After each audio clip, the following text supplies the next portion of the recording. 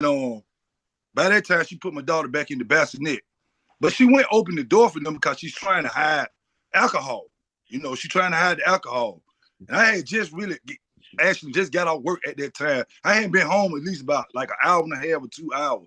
So I was very tired. She wouldn't let them in. I tried to open the door and let the police in, because I didn't have nothing to hide, because I knew what happened. And she knocked me out the way, slammed the door back. So they was about to go get the door open and find the shit up and open it. Then she tell them that I did something to her walking out the door,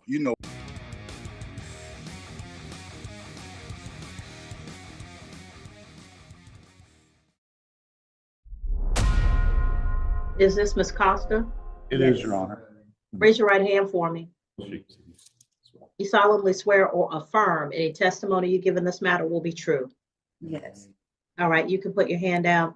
You're before the court on 2024 CR 10593, Amber Nicole Costa, battery family violence count 1, battery count 2, simple battery family violence count 3, and simple battery count 4. You're represented by the law firm of Lister, Holton, Dennis. Mr. Taylor, what does your client plead to the offenses before the court? Your Honor, after discussing her situation, we wish to enter a guilty plea. However, we would like to be heard on sentencing because this is a complicated domestic violence situation. All right. By entering a plea of guilty to count 1, counts 2, 3, and 4 will merge. The state's offer for count 1 is 12 months probation, a fine of $500. The defendant is to complete 40 hours of community service, to complete the family violence intervention program, and to have no contact with the victim. And also, Your Honor, the victim is on the call and he would like to give a victim impact statement. All right. Mr. King, unmute. Raise your right hand for me. You solemnly swear or affirm any testimony you give in this matter will be true? All right, tell me what's going on. Okay, yes. Okay, the problem is she needs some help. She's an alcoholic, and the thing is, we just had a newborn daughter, just came from the NICU, and my daughter has 3 holes behind her heart, from alcohol fetal poisoning, due to why she was pregnant. It's been several cases I tried to address Miss Costa on the alcohol when she was pregnant with my daughter Embriella, and we'll get into it. I mean, it'll be strenuous, and I didn't want to cause a miscarriage and then, so I really just address it like that, and I have to work all the time too. Actually I have to work 10 hours a day, actually. Some days sometimes 7 days a week. So she has been drinking when I heard the DQ, and I wanted to cut the music down because the music was loud, and she refused to, and that went back and forth. And then next thing she grabbed my daughter, picked her up, and came and hit me in the mouth. Okay, so then she tried to proceed to come at me again, which this doesn't happen before on several occasions. I didn't have a child with her, and she kept trying to come, so I tried to get her back. So I guess she didn't like the fact that I told her to cut the music down, so she said she's gonna call the police on me and say I've been jumping on her, So when the police get there, they see my mouth busted up and mouth red, and by that time she put my daughter back in the bassinet. But she went open the door for them because she's trying to hide alcohol. She's trying to hide the alcohol. And I had just actually just got off work at that time. I hadn't been home at least about like an hour and a half or 2 hours. So I was very tired. She wouldn't let them in. I tried to open the door and let the police in, because I didn't have nothing to hide, because I knew what happened. And she knocked me out the way, slammed the door back. So they was about to go get the door open and find the shit up and open it. Then she tell them that I did something to her walking out the door, Ms. Costa had a drinking problem. Man, since I met her, Okay, so she's had a drinking problem since you met her, but you thought it was a good idea to have a baby. I didn't think, you know what, to be honest with you, she was on birth control, and I didn't think I could have any kids. Oh my God, Mr. King, I cannot. Have we not, really? I did. Do you have a working penis, sir? Yeah, it works, but Have you been to a doctor who's told you you couldn't have babies? No, I haven't went to, you're right, man. But Okay, that's then, 22 so years old. stop That's saying my, that foolishness. yeah. I didn't really think I could Okay, have none. well, I That's mean, just foolishness, Mr. King. Stop. Stop. I need people to okay, start yeah, thinking I see, about, man. Mr. King, listen to me. I don't care who you talk to. I need Yeah, people to start thinking about who they are procreating with. That means having babies with before they have them. You knew she you had a right, good. problem with before when you first met her, but you You stuck right, it good. out. Oh, I still want to Yeah. be with you. But then you brought a baby I into mean, this situation. So I well, bring you, Mr. yeah, King, because yeah, you're the one yeah, who's not on alcohol. no. So this is the second time I have been with her. I really thought that she had a job and she had a place to stay the second time I met her. And I'm thinking that maybe she got everything under control. But as I got deeper into the relationship, it was out of control. And I mean, now she got pregnant and I had a daughter by her. Okay, so Mr. King, what you want me to do? You say she needs help. Okay, y'all Mhm. have a child to raise together. Right. This is going to be a complicated situation from now It forward. is. But It is. Mr. King, Yeah. don't tell nobody that foolishness about you ain't think you could have no babies. And so we going around having babies without precautions because, well, I ain't think I could have none. And the second one, where she told me she was on birth control. Just foolishness. Y'all, neither one of y'all are prepared to be parents and y'all bringing babies into the situation. It's not funny, Mr. King. You got an infant now. I'm prepared. I am prepared. Because I know what the risk are. I'm prepared for it. Financially and mentally. Mr. King, I listen already to been yourself. prepared. You already telling me you working every day, 10 hours a day. So you're not going to be any help with the baby. But you thought it was a Yeah, I good have idea to childcare. have one. Yeah, I do have childcare while I work. And then I come home and I take care of the child. I have childcare. Okay, well, that's good. Then hopefully Ms. Costas will be able to take advantage of the child care too. All right, sir, I have heard Ms. Costas has a problem. Let's talk about how we deal with that. All right. So the recommendation in this case is a $500 fine. Does Ms. Costas currently have a job? No, Because the address that I've got, is that a apartment complex? What address is that? Who's watching the child? My mother. Your who? Hold on. My I mother can't is hear you. watching the child. Okay. Okay, me now. My mother's So watching the child. you moved back in with your mom. Yeah.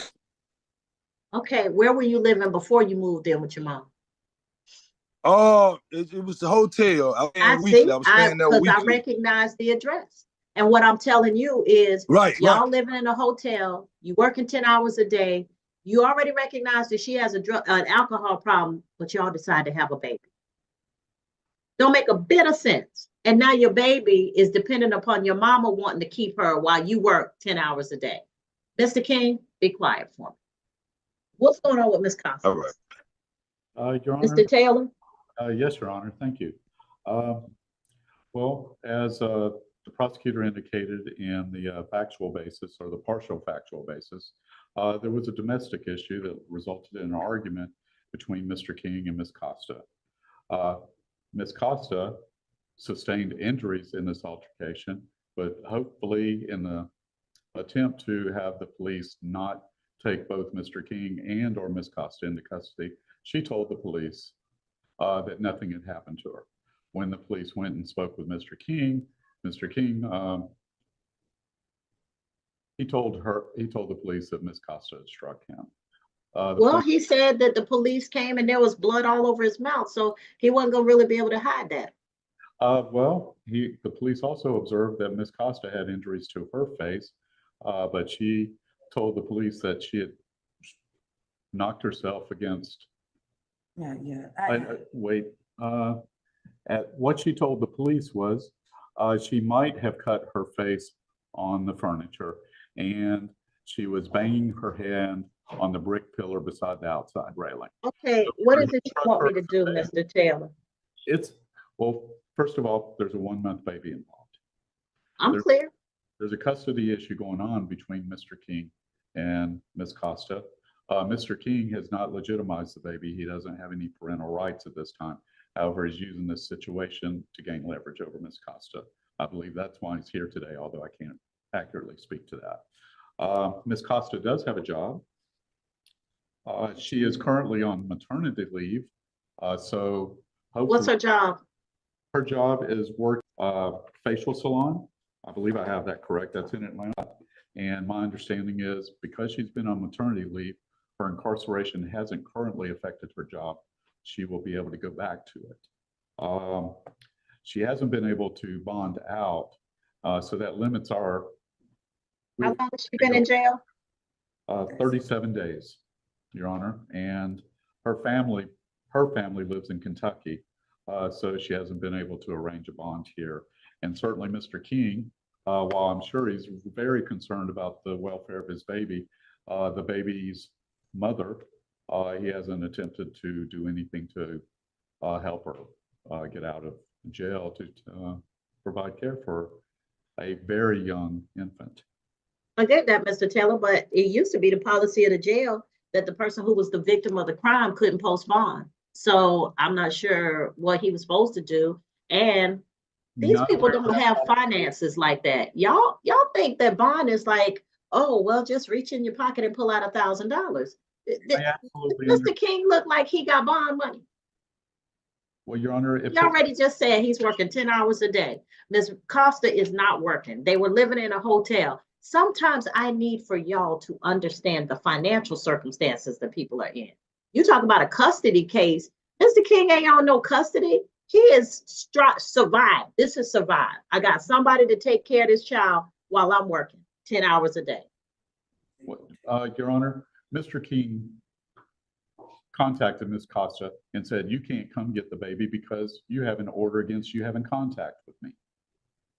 To me, Mr. King, be careful how much law you know, because you're not legally the father of that baby. So let's be clear.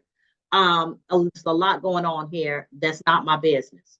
So what is my business is she's been charged with battery. She's entering a plea of guilty to battery. Does she have a first offender she wants to use or no? First offender means that if you get all the way through the sentence with no violations of probation, you will not be found guilty. However, if you violate any of the conditions of probation, you will be found guilty, and you are also subject to resentencing, which means that the judge can incarcerate you for the balance of the sentence up to 12 months. Okay. Your Honor, I don't believe Ms. Costa qualifies for the first offender. Okay. So on the guilty plea, count 1, 12 months to serve, 12 months credit for time served, balance will be probated, fine of $500 will be suspended, 40 hours of community service, and a family violence intervention program class. And she's to have no contact with Lonnie King. Any contact regarding the child has to go through the courts. As the legal parent, she should be able to address that either through the police or through the courts. Otherwise, she's not to have contact with Mr. King. Your Honor, we would ask if you could waive probation fees for at least the first couple of months until she gets back on. All right, I'll wait for 3 months.